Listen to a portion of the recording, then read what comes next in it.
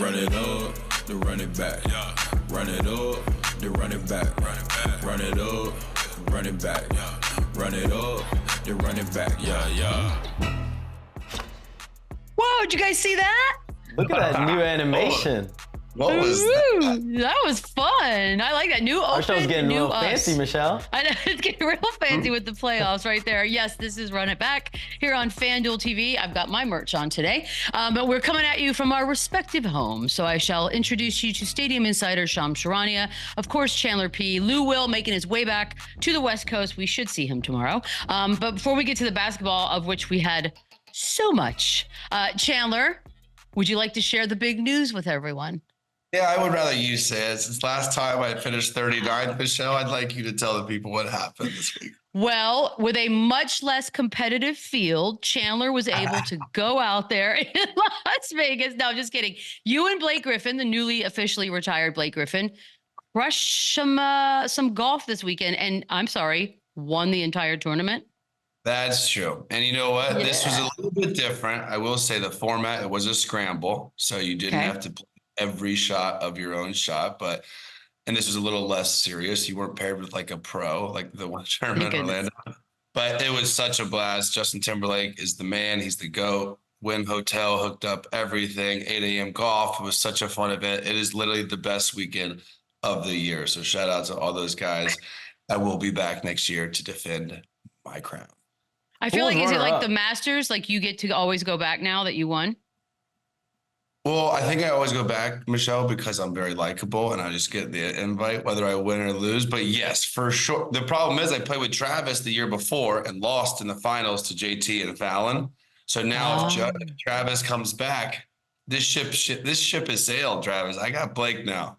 And retirement fits him good. I was going to say, Shams, we got to get you on a golf course. This is my goal for just life at this point. Yes. You don't want to. I think you'd be good at it. I do want to see it. I was supposed to get JT to sing happy birthday to Shams, and I just now sobered up and remembered. I'm sorry, Shams. Wow. There's your friend, Shams. I hope you remember that next time. Well, hopefully you got to see some of the basketball. I'll be honest with you. Yesterday was kind of a snooze fest until the night game. But we'll get to that in a second because we're going to start with, since we're out here in Los Angeles, two of us, Mavs at Clippers. Again, wasn't the most compelling game I've ever seen. The Clippers do lead the series now. No Kawhi Leonard, did not matter. James Harden, 28 points, 8 assists. Zubac had a playoff career high 20 points and 15 rebounds. And yeah, you're like, ooh, what did Luka and Kyrie do? Well, they had 64 points combined. That being said, it seemed as if not a lot of other people showed up for them. PJ Washington was the only other Maverick in double digits. Chandler, this is the team. I mean, you and Lou kind of have a friendly wager on this particular series. And from what I saw in that first one, it might be over quicker than I thought. What do you have to say for yourself? Well, I do expect these other guys to be better. And everyone knows that this team is dependent on Kyrie Irving and on Luka scoring and contributing the most, which they did. It is the PJ Washingtons now that have to step up. He has to be better. Derrick Jones, 0 points.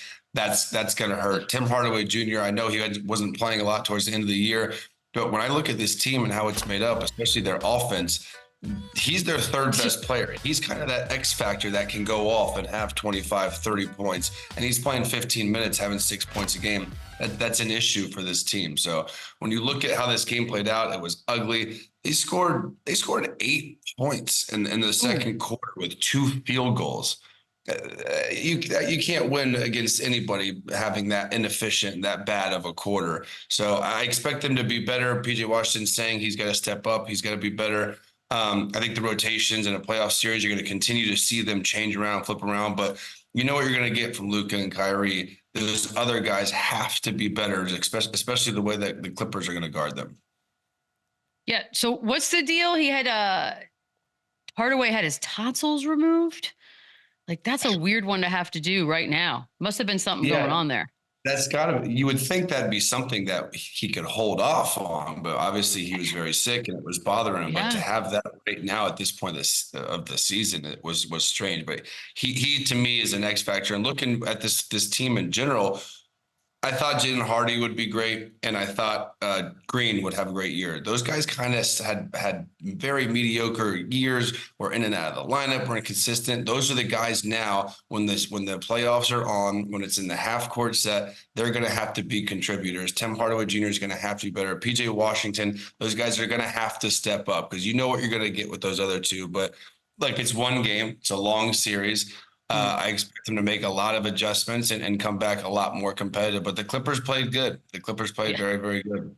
Which is crazy, too, because I think a lot of us thought, no Kawhi, this might get kind of ugly. Apparently, no one else on the Clippers heard that because James Harden, he understands that he's got something to prove in the postseason because in the last 3 playoff games that last year, he had 39 total points. That's not what we're going to have from James Harden. Hopefully this time he had 28. And I don't know, Chandler, this is probably me being negative and cynical, but there was a part of me that was like, maybe you don't get this James Harden the whole series, but if you can get like 2-3 like games like this, I felt like I would be satisfied, but hopefully it's more. What did you see from him? Well, Kawhi Leonard obviously out, didn't play. James Harden, that means he gets even more ball usage. He gets the ball in his hands more. He can be a facilitator. He can be a scorer. And he played very, very well. He had 1 turnover, which is huge because he's going to dominate the ball. And this is the luxury that we talked about the Clippers all year long. When you have a team this deep, you can afford to lose a Kawhi for a game or two.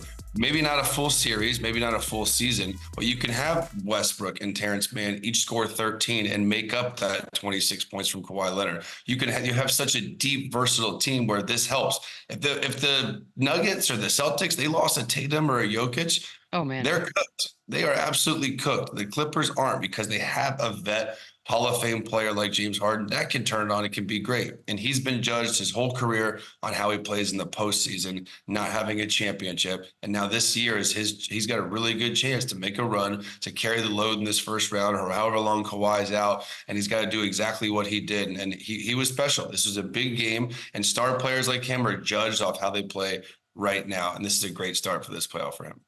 I like that he's aware, by the way. That's huge. Shams, every time they showed Kawhi over there on the bench, it was like a mini gut punch. I know inflammation seems to be the word, but what does that mean for a return? It's uncertain. And Kawhi Leonard, I'm told, had an injection in that right knee earlier this month. And the hope was after a period of rest, he'd be able to ramp up, the inflammation would go down, and he would be able to come back in game 1. But it just has not happened yet. He still has inflammation in that knee. And he's starting to do more and more on the court, which is a good thing, shooting, but he has yet to do contact, hasn't done any 5-on-5 yet. This is the same right knee. He had a torn ACL in 2021. He had a torn meniscus in 2023. And now he's got this inflammation, swelling, whatever you want to call it. So this is 3 straight postseasons for Kawhi Leonard and the Clippers where they just have not had him healthy on the floor for the time period that they need him in, which is right now as you're trying to advance, make it to the conference finals, making it to the NBA finals, a torn ACL, a torn meniscus, and now inflammation. We don't know exactly what is the cause of it. We know what the effect is, but what is causing this inflammation? He has missed 12 of the last 14 Clippers postseason games, but the sense around the Clippers is there's hope. He's going to be back at some point in this series. The inflammation is going to go down, but there's clearly a level of uncertainty right now. But you know what? And you know what's interesting? When you get to a playoff and you have a guy like Kawhi Leonard, every single game that goes by and they win, that's great for them. If they lost this game, there's this sense of urgency, there's this panic, there's Kawhi. It's kind of like Milwaukee without Giannis. They found a way to play really, really well without him. So that's huge because now they don't feel like they have to rush him. They can take their time even more. They don't have this panic in their, at the facility today, like, okay, what else can we do? What else can we do? So when they find ways like this, Amir Coffey starting, playing 25 minutes, kind of being that versatile defender. And when you have the bench of Norman Powell, Russell Westbrook, guys like Plumlee, and you got Terrence Mann playing the way he played, that is such a luxury that we talked about all season long, where depth is huge. The Boston Celtics don't have the depth. The Denver Nuggets don't have the depth. The LA Clippers, they have such a deep team where one guy goes down, all right, next man up. And they have a lot of players that can contribute and do that. Zubac was unbelievable. He controlled the paint. And the guy on Dallas, they played everybody. They played Kleber 26 minutes. They played Lively 19 minutes. They played they were throwing all sorts of big guys, all sorts of small guys at him. And Zubac continued to control the glass in the paint. So that was huge for them too. But this is such a deep team that no matter who's playing for them, they have enough to win any night. Is there a world, by the way, Shams? I don't even know if this is allowed, but with Kawhi getting that last and final spot there for the Olympic team, but then we're here sitting here with him playing, 11 of the 25 potential playoff games he could play since 2021. Can Steve Ballmer say no? Or is that one of those things where the player is in charge of their own life? The player's in charge and is going to make the right decision. But listen, Team USA has to be also on alert as far as will Kawhi Leonard really go through with being on this team.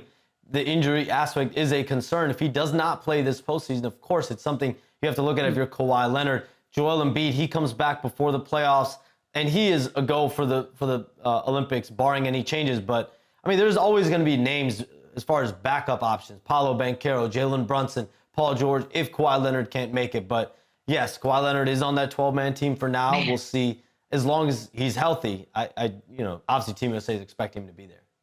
It's true, Michelle, though. Like, if you're a Clippers fan and you see Kawhi Leonard miss this entire season, and then you go and play Team USA, you're kind of like, what the hell? Like, so that is an interesting situation where you want to see him healthy. He's been healthy for the majority of the season, which has been great. He looks like his old self. Now he's kind of in that area. Like, if he's not playing in their biggest run, the most important part of their season, how is he going to go play a couple months later for Team USA? It's weird. It's very weird. We had another game yesterday. Again, not the most compelling game in the history of the basketball, but that's all right. Pacers at Bucks. It did not seem to matter to one Damian Lillard that his teammate Giannis was sitting out. Woo, 109-94 win. He had 35, all of those, by the way, coming in the first half, which is a playoff record for the Bucks for points and a half. Middleton with 23. Pascal Siakam had his 36. Damian Lillard, I'm not a big user of statement game as a general phrase, Chandler, but this felt like that. I loved this game so much.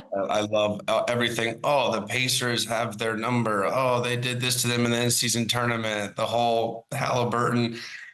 It was unbelievable. And Dame remembered that. And Dame has missed the playoffs the last 2 years. And he looked hungry and he looked aggressive. And it was one of the best first half postseason performances I've ever seen. He was aggressive. He was getting to the free throw line. He was using the pick and roll. He was shooting from deep. He dominated this game, and he got this game out of reach immediately. This game was over in the first half. Clearly, he didn't score in the second half, but this is what they brought him there to do. This is what Drew Holiday, as good as he is as better of a defender he is. He can't do this. He can't go in. Not many people can have a half like this. So this is exactly why they brought him here. This is exactly why they're in a similar situation where Giannis goes out. Okay, we have Dame Lillard that can go and have 35. We have Bobby Portis, who's been playing unbelievable. We have Chris Middleton, who's arguably our best player during our championship run. So they have that luxury to do this. And Dame, I'm happy for him. The playoffs are better when he's in them. I was at Coachella with him last year when he said that post. So I'm glad he wasn't there this year, and I'm glad he's doing this on the biggest stage because he is unbelievable to watch, and he literally had this game over in 24 minutes. I mean, that was a ridiculous performance. The other side of things, though, Chandler, is the Haliburton part of it. And Haliburton hopefully didn't go on social media after this one because he was being raked over the coals, but he had 9 points and 8 assists in this. And I know he had the hamstring situation, but it just doesn't seem like the same Haliburton we started this season with. What would you say was going on here? You got to point to the hamstring. That's an injury that's going to linger. It's going to bother you. That kind of ruins all your movement, all your lateral movement. But game one, the playoffs, and you take 7 shots. That's just disappointing to me. I'd love to see him more aggressive. I know Siakam got it going early, but this team is built to play fast, to get up and down in transition, and to shoot a lot of threes. Everybody had their concerns that, okay, are they going to be able to do this in the half court in the playoffs when everything's physical? They're not getting the whistle as much. And they're slowed down. And the answer was no. They weren't able to do that last night. and the Milwaukee Bucks, credit to them, their half court defense was phenomenal. And they do have guys like Patrick Beverley now who are pesty and who can annoy Tyrese Haliburton. So this, again, it's one game. These series are long. The minute Indiana comes back and beats them by 12 points the next game, we're going to be like, oh shit, they got their number again. It's not even close to being over because Indiana is so good offensively and they can explode. But the Milwaukee Bucks play defense. They didn't give up one 30-point quarter in this game. That's crazy. We talked about all year long how shitty their defense has been. Now when it matters, they slow the fastest paced team down and hold them to 20-point quarters, all 4 quarters. That's impressive. But Tyrese Haliburton, shake it off. You're one of the best players in the league. You've had an extremely blow-up situation this year. Go out and be aggressive, and hopefully that hamstring can stand up. I would think that they have the same philosophy, Shams, that the Clippers had. Like getting that win with one of your best, if not the best player sitting on the bench must feel better. But that being said, I think we'd all like to see Giannis out there. Is that going to happen? Giannis is progressing slowly but surely. He's doing some on-court work, ball handling drills, but it's mostly been stationary shooting from what I'm told, free throw line shooting, and the fact that not being able to jump fully as of yet. The expectation is Giannis is missing multiple games in this series. From what I'm told, this is a 2 to 4 week injury. Tuesday, game 2 marks 2 weeks for Giannis since the injury. So you're looking at his window starting really over the next week, 2 weeks for a potential return. But they also, like you said, Michelle, this buys them time. They win game 1, and Giannis, the way Giannis is looking at Dame and the way Dame played, it's like, yo, I'm going to hold it down while you're out. Let me take care of this. And he can potentially win you games on his own. And I think the deeper the Bucks go, the better the chance they give Giannis to fully get healthy on that calf. It's a calf injury. This isn't an injury you just start shooting and then you play the next day. They need to make sure Giannis goes through his natural progressions, especially because he's already had Achilles injury. He's already had a hamstring injury, and now it's the calf. Buys him time, y'all. Buys him time. The early game yesterday. Yeah, Once again. It buys them time. Yeah, like it's nice to see that. I'm sure you can all breathe a little easier at night. First game of the day yesterday was Heat at Boston. This one was ugly. Boston leads that one 1-0. Tatum's triple-double leads his team. 114-94 final. He had 23, 10, and 10. First career playoff triple-double, as a matter of fact. Bam Adebayo had his 24. By the way, Boston as a team was 22 of 49 from 3, which is a playoff record for that franchise. Eric Spoelstra talked about how the Celtics won the muscle areas, Chandler. So many fun adolescent jokes to be made. But are you surprised that in this particular matchup, the Boston team was the more physical? Yeah, for sure, because that's what Miami Heat, this culture is about. And that's what we've all been waiting for all season long. It doesn't matter who's in, who's out, no Tyler Hero, no Jimmy Butler, doesn't matter who's in the game. They can find ways to play. And obviously they were missing Jimmy last night or yesterday, but this is how they went. They slow you down. They play physical. They're on the floor. And even they tried things last night. So I love Spoelstra. He goes to his zone. He had DeLon Wright just double teaming guys running. It almost was like a college kind of system where they were literally pressing and they were trying to kind of get Boston out of their comfort zone. And then every time I feel like they got a little too aggressive, Sam Hauser was making a 3 in the corner wide open. So I think they can definitely make some adjustments, and I think they know they're out-talented this series. They know Boston has the huge advantage here. They've been dominant all year long, so they have to be able to try and do those things. They obviously have got to get a lot more from Tyler Hero. They got to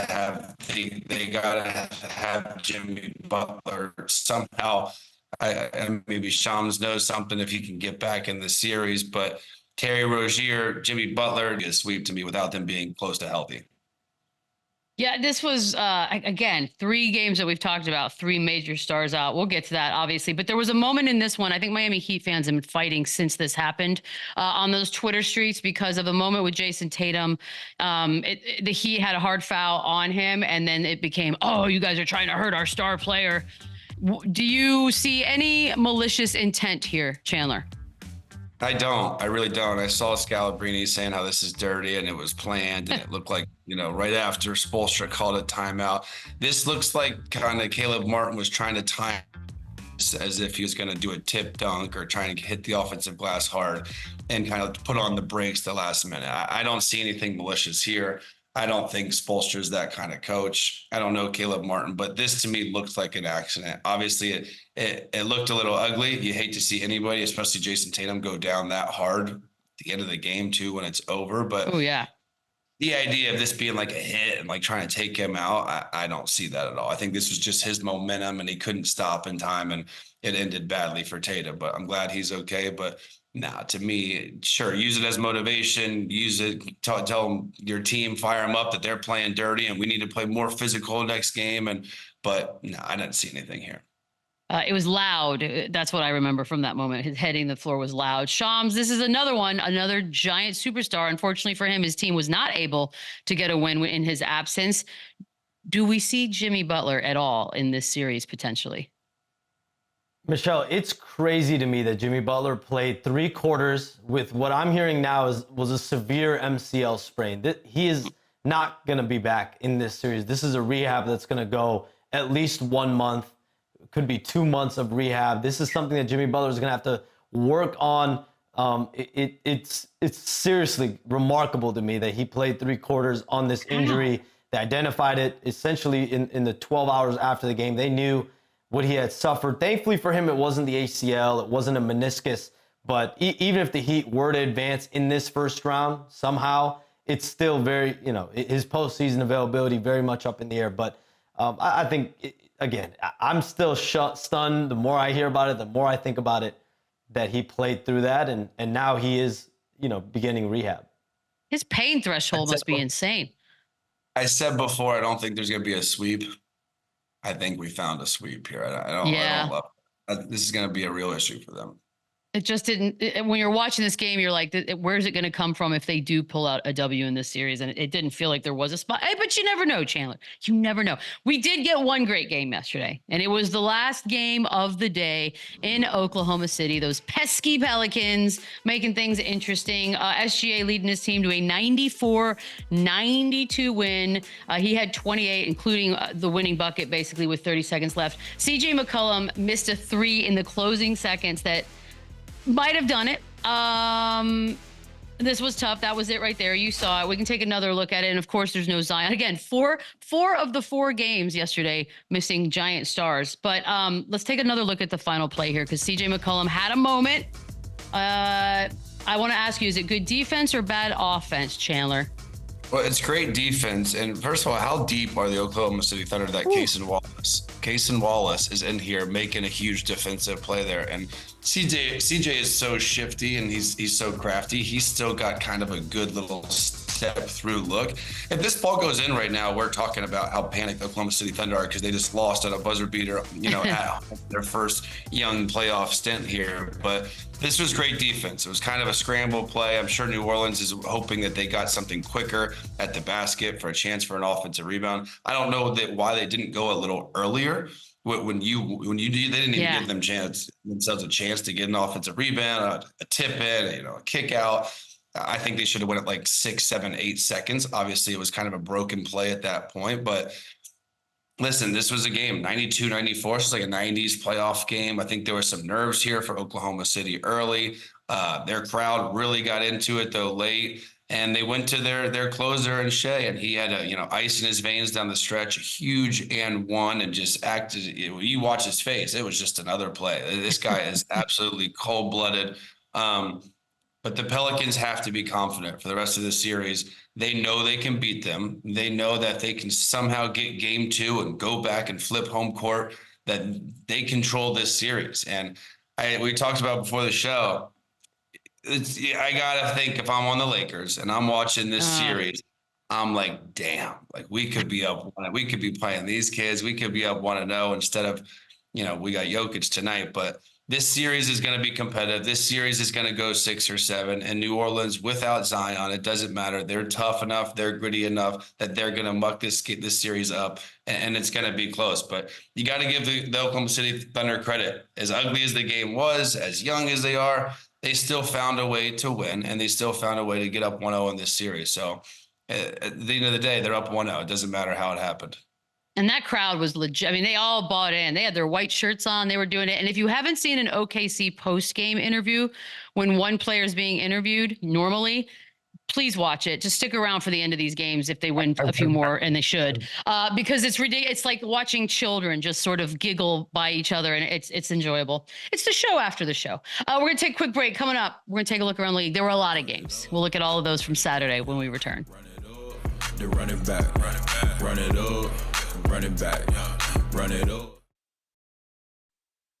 And this season, your name did come up in some trade speculation. What is your opinion when you see that? And did you have any sense on really how real that was? I didn't have any sense on how real it was until my agent brought it up. Like, like he has a bad feeling in his stomach about something. And I'm like, what does that mean, Mark? He was like, oh, I just have a bad feeling. Like, I just don't know. I just don't know. I just have a bad feeling. And I'm like, what do you mean? Like, what's going on? And then when I got hints of it, I'm like, ain't no way I'm getting traded for screw my friend. That's my guy. I love competing against him, but I shouldn't get traded for Grant Williams. Like, that don't even sound right. Like, I seen that little clip, and thing came to my phone. I'm like, that don't even, like, I don't know how that moves the needle. Like, the things I do and the things he can help the team do is just different. So I don't know how it went down or what shook out, but I'm fortunate and happy that I'm with this organization. Especially, like, I sacrificed a lot to be here. 2 years of making minimal, sacrificing, having to, basically just be one of the lowest paid players on the team. I went through it all, 2 years sacrificing and then finally getting a chance to get paid. So, wouldn't be right, man, but it's cool, though. Trade rumors are never fun for anybody. That was very candid and honest, Chandler. You first on your reaction before we get to Shams. This just Grant Williams just keeps catching zingers after zingers. First Michael Finley, and now Bobby Portis. I mean, I don't know the dude. I don't know the dude at all, but sheesh, you hate to catch a stray like that, and it doesn't make sense. I don't know what Milwaukee was doing. Maybe there was someone else or a pick involved in that trade, but Bobby Portis has been one of their most, if not the most consistent players all year long, and especially when a guy like Giannis is out or Chris Middleton's out, who has happened quite often this season. He's been great, and he can shoot the ball from the outside. He posts up. He's the crowd absolutely loves him and rallies behind him. So I'm happy he's there, and he's right. He did get underpaid for 2 years there, and now he is looking like a damn near an all-star. So I'm happy for him and his development. But yeah, that would have been a real silly trade from Milwaukee. That's got to be weird. Shams, that was a good one. He just seemed like he came to talk. What'd you take away from it? I had to hold in a little bit of a laugh. I was like, damn, like another one with Grant Williams. This is just one after the other. But the thing that sticks out to me about Bobby Portis, obviously we know how great he is on the court, but he's really become like a cult hero in Milwaukee. He told me 3 stories. He was at a Walgreens once. People will just pick up the tab when he wants to buy an Arnold Palmer. When he's tried to go and buy a car, they've given him $15,000 off cars. And then he told me he was at the DMV once, and they said his name, Bobby Portis, and the entire DMV starts chanting his name, Bobby. So he's become something of a cult in Milwaukee. He's come a long way since knocking out Mirotic in practice. No one even brings that up anymore. So good for you, Bobby. It was all part of the journey, Chandler, just to get to the DMV standing ovation. Well done. Well done. We have more games. These were Saturday was fun as well, but Lakers Nuggets.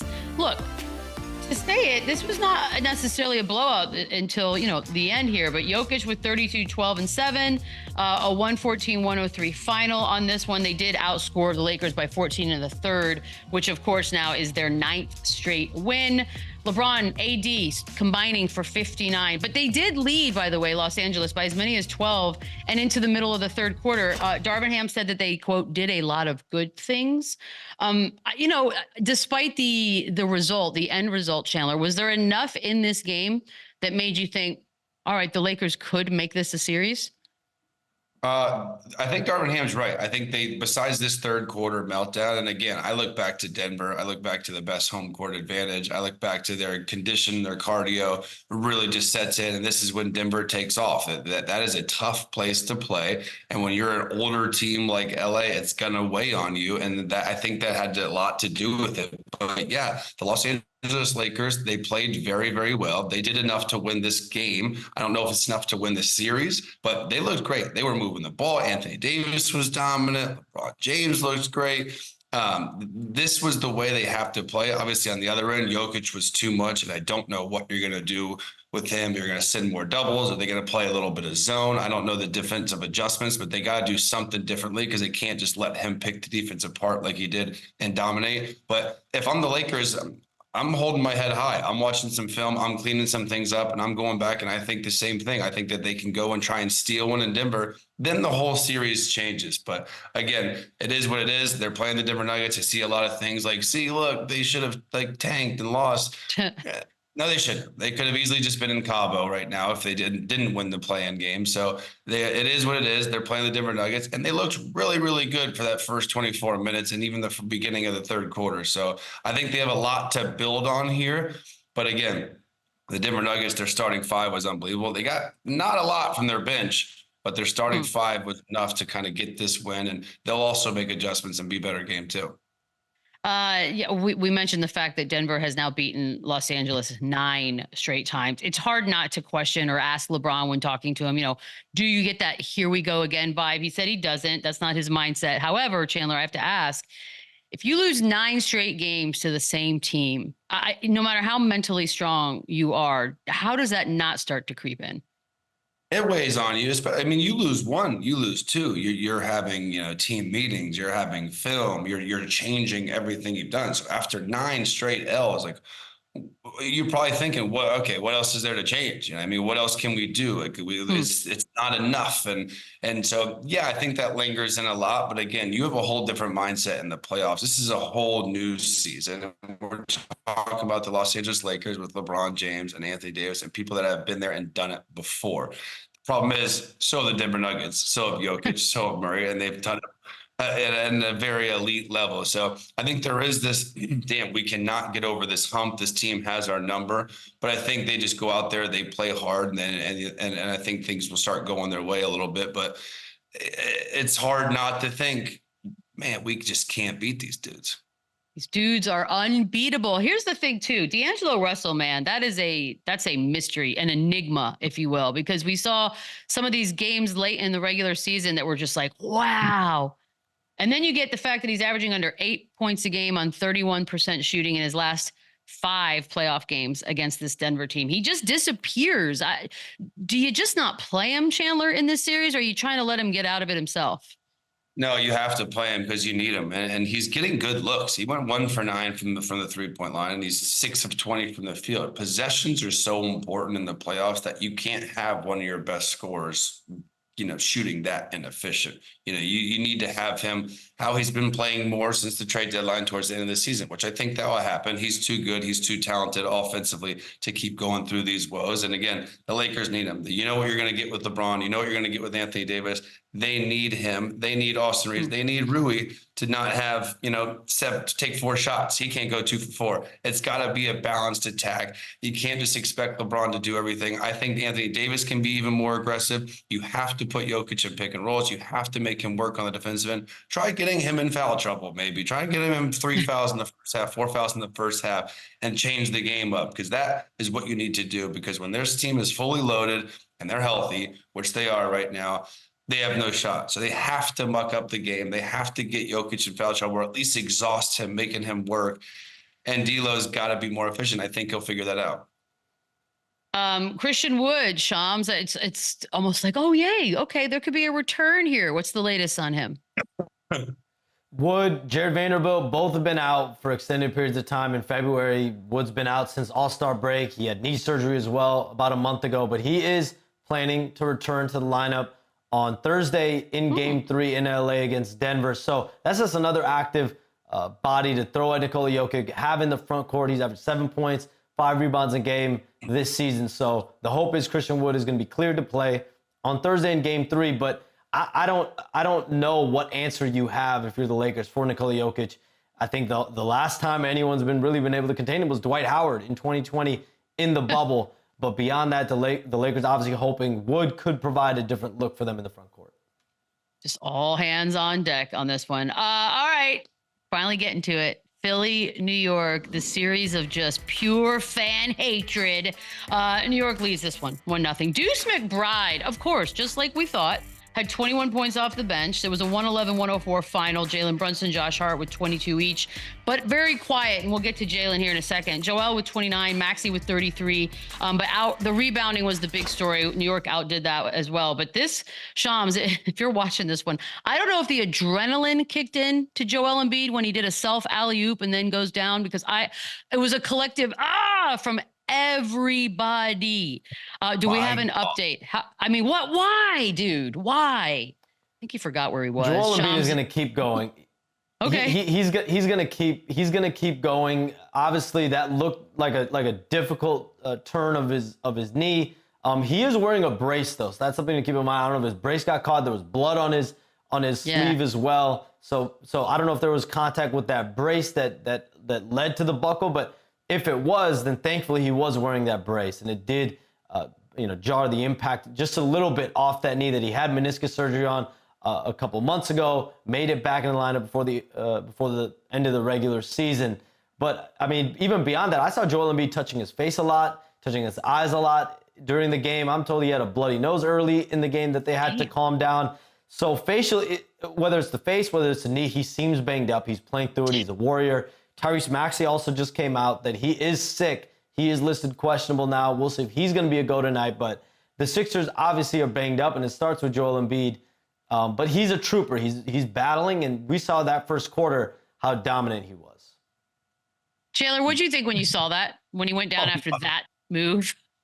First of all, whoa, like unbelievable. Like he stepped through, he throws a lob to himself, and then absolutely just shits on OG with one hand. Like, people don't understand how hard that play was. You hate to see him go down again when it's Joel Embiid, especially with everything he's been through in his career, the recovery that he's currently on right now, and then he goes down. You kind of just hold your breath, right? And let's face it, the 76ers need Joel Embiid healthy. They need him playing 30, 35 minutes a game to have any shot at this series. And that still might not be enough. So I hope the big fella is okay. That play was insane. Again, but they're going to need him healthy. They're going to need him on the floor because they just simply don't have enough. And the Knicks, man, the Knicks are so scrappy. They have so many players that are just normal role players that know their role, and they perfected it, and they play hard, and they defend, and they fly around. And I know where you got Deuce McBride throw in 5 threes and have 20 points, icing on the cake. So this series to me is awesome. I love the cities, the fan bases. They hate each other. They're talking trash. Oh, yeah. It would be a lot better series, though, if Joel stays in there and is healthy, because then at least I think we're talking a deep series. If Joel's out and he's not playing a lot, I think this could be a quick one as well. Yeah, because it was weird. Despite the fact that Jalen Brunson had his 22, it was a very off day for Jalen Brunson. So it kind of felt like the Knicks got the win despite all of that. He was 8 of 26, but the bench production, you mentioned them: Bogdanovich, Deuce, Mitchell Robinson. Does that change anything? Let's just play hypotheticals. If they get to the Celtics, does it change anything for a prediction against what they could do against Boston, seeing now what they got out of their bench? Yeah, I mean, I think they'll make it competitive. I think it's not going to be just a quick, Celtics are going to sweep them. It's going to not even be close. The way Tibbs has these guys playing, it's fun. And it's a little bit of everything. It's a little finesse. It's a lot of power. They play so hard. Josh Hart, I can't say enough about him. He just works harder than everybody. He's not more talented. He doesn't have more game, but the guy is unbelievable. He plays crazy minutes. He hits the offensive glass, the defensive glass so hard. Guys like him and DiVincenzo and Hartenstein, again, they just know their role. They know Jalen Brunson. We're okay with him going 8 of 26 or whatever he was, because he's our guy. He's what got us here. No Julius Randle. He can do this. OG, I think also he's got to be a little bit more aggressive especially with Julius Randle out. I'd love to see him take 15, 16, 17 shots. But when you have Bogdanovic sprinkling in these threes and have 13, McBride gives you 21. When you have that balanced attack and you defend the way that New York Knicks defend, they're tough to beat. And they're one of the toughest teams. And that's just a classic Tibbs coach team where they're going to play hard every single night, no matter if the shots are going in or if they're not, they're going to play hard, which usually in the NBA translates to a close game and you're going to have a chance to win just by playing hard. And the Knicks do that every single night. I mean, Josh Hart had such a wonky start to this game too, and the confidence never fluctuated. And OG with the fouls, like we'll see if that's better in game 2 tonight. But Suns Timberwolves is next, and that gave us perhaps the greatest snippet of video I've ever seen. Anthony Edwards, 18 of his 33, that came in the third. Leading his team to a 120-95 blowout win over the Suns. Gobert with 14, 16 rebounds. Kevin Durant had his 31, but Booker and Beal combined for only 33. Let's talk Anthony Edwards first, because there's the now viral moment of him talking smack to KD, which is fantastic. But did this feel like a coming out party for Anthony Edwards as far as superstars go? Because people are maybe watching for the first time all season long, like, who's Minnesota? And boom, this is what they get.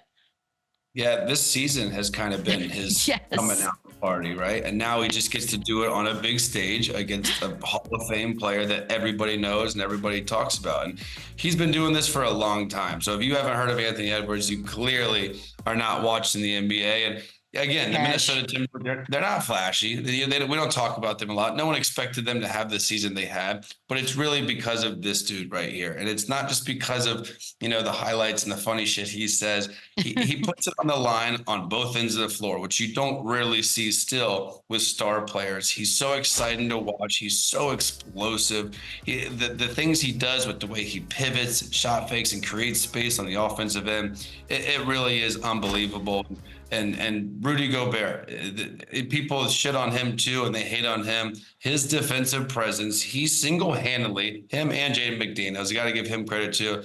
They are the reason that this team is the #1 defense in the NBA all season long. They're long, they're mobile, they can switch 1 through 5 and move their feet. They can guard bigs, they can guard smalls. There's nothing they can't do on that defensive end, which again, when you have that, and then you have guys like Anthony Edwards, Karl Anthony Towns, and Mike Conley, and guys that can create and control an offense, it's a tough mix, but this series is going to be fun. Listen, I can't imagine Devin Booker has another game like that. Can't imagine Bradley Beal has another game like this. So I really look forward to game 2 of this series. Mostly because I just want to see what Anthony Edwards does, but I think the Phoenix Suns respond. Yeah, but it wasn't just the points, right, Chandler? It wasn't just that they had slow scoring nights. It's the fact that being out-rebounded, 52-28 Minnesota to Phoenix. So at this point, are they just too small? I mean, even if they were to get the scoring in shape, are they going to suffer that way? Yeah, I mean, they got pummeled on the glass. Nurkic had 4 rebounds. I thought this was a typo. How does that? He's the guy that goes and dominates the glass. He's the guy that punks you and has the 15 and 15, and he does that all year. So when that's happening to him, that's a tough sign. Obviously, he's their only real center besides Eubanks, and he played 9 minutes. Kevin Durant only had 7 rebounds. He's got to do a better job. So yeah, that's an issue. They got dominated 52-34 in the paint. That's too many easy baskets. That's too many easy looks, and that's not going to correlate to a lot of wins. So yeah, I think they do have to adjust that. They just have to play harder. A lot of times I watch the Phoenix Suns, and they're just floating. They're almost counting on their offensive firepower too much, where they don't do the little things. They don't play hard. They don't fly around and scramble, diving on the floor. They don't box out. Like, we're talking simple things here that they're going to have to clean up. They're going to have to do, because they got pounded on the glass. Gobert, 16 rebounds. Anthony Edwards had 9 rebounds. Like, it was too much for it to overcome, especially when guys like Devin Booker and Bradley Beal are having off shooting nights. They got to be able to do it on the other end. See what they can do in game 2. How about Magic at Cavs? This kicked off the entire thing bright and early on Saturday. Donovan Mitchell had 30. His team wins this one 97-83 over Orlando. Jared Allen had his 16 and 18 rebounds. Paolo Banchero led his team with 24 points. Franz Wagner with 18. Mitchell looked good, Chandler. He looked healthy. He's averaging over 30 in his last 3. The fact that he's healthy and he looked the way he did, does it change where you might have had your ceiling for Cleveland? Well, this is what we wanted in the beginning of the year, right? This is kind of going into last season. This is what we thought they would do. Healthy, young, fun. They have this core going forward, and then just whether it's been, inconsistent play or injuries, we haven't really seen them peak besides that one 10-game stretch where they got hot when they were fully healthy this year. So yeah, I think they did a great job. I think Orlando also just played bad. They scored 83 points. You're not going to win. You're not going to win any game scoring 83 points. But yes, when Donovan Mitchell was healthy, the Magic don't really have an answer for him, and he just makes this team that much better when he's this good. So the Magic, they really have to kind of key in on him, make the other guys beat you, make Strus beat you, make Garland kind of be more dominant, because Donovan Mitchell is too good to let him go off like this. Well, luckily, they'll get another chance at it. Shams, love you, mean it. We will see you bright and early tomorrow. We're going to take a quick break. Chandler and I will be back to wrap things up here on Run It Back. Run it up, then run it back. Run it back. Run it up, run it back. Run it up, then run it. Very impressive. I mean, it was an amazing moment. It led to an awkward moment, but this is pretty... That is like something I would do to like a 5th grade class, not in an NBA game, on the road, pump faking, stepping through another 7-footer, and then literally abusing OG, one of the best defenders in the NBA. Dude, there's a hatred between OG and Joel that goes back. Check out the YouTube videos. They don't like each other. Nas Reed. Oh my God. Pew. I love the Kyrie Irving kind of Euro with the over. Yeah. That is Who nasty. are you? Especially from a backup center. I mean, some of these games just got ugly and out of hand so fast. It was disappointing a little bit. I'm not going to lie. AD, okay. You know what? No matter what happens in this series, you could take this memory with you, AD. More of this. More of this, AD. All of that. Isn't it funny if you just look at them two next to each other? Like, how does Jokic do the things he does? It's no. I would literally, if you showed that to someone, you'd be like, "Do you think these two people have the same job?" Like, no I don't. I don't think so at all. Ooh. Oh. Do we like this one? It's just, he's so fun to watch, Michelle. It's like the way he just moves. Like, look at this. The way he just moves, the way he handles. Like, most people can't move that way without a basketball in their hand. No, I would fall down between here and this kitchen. I'm like, yeah, this is not going to work out. Chet. Okay, there was a moment. Look at the rookie of the year. Go get it. Nice second place finish for him, and that shows you, like, that's a great second place slot. Also, it wasn't as cool as this, but at the end of the game yesterday, someone had like a floater in the lane, and it was a huge play for them. Did you notice, though, that when he's bodied up against Valanciunas, like, if he could just put on a little weight, it would be a lot tougher for people to move him? Oh, sure. Brook Lopez. Gosh. It's always it's a business decision anytime you want to take a charge in the NBA, because sometimes even if you get the call, you're going to get teabagged, Michelle. I'm just saying, well, nobody wants that. Not bright and early on a Monday morning. We're going to take a quick break. By the way, I just like seeing Brook Lopez do these things. Quick break. We'll be back. Run it back. Chandler, me.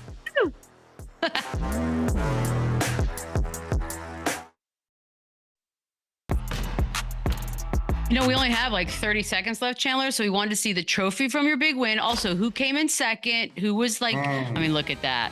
That's a big trophy. Oh, yeah. They gave the trophy. They gave a little watch box. They gave some crazy bottle of whiskey. I think CC Sabathia, he finished second. But it was so much fun. Can't wait till next year. God, I love it. Next year, we're just going to be your fan club. We got you. We'll be back.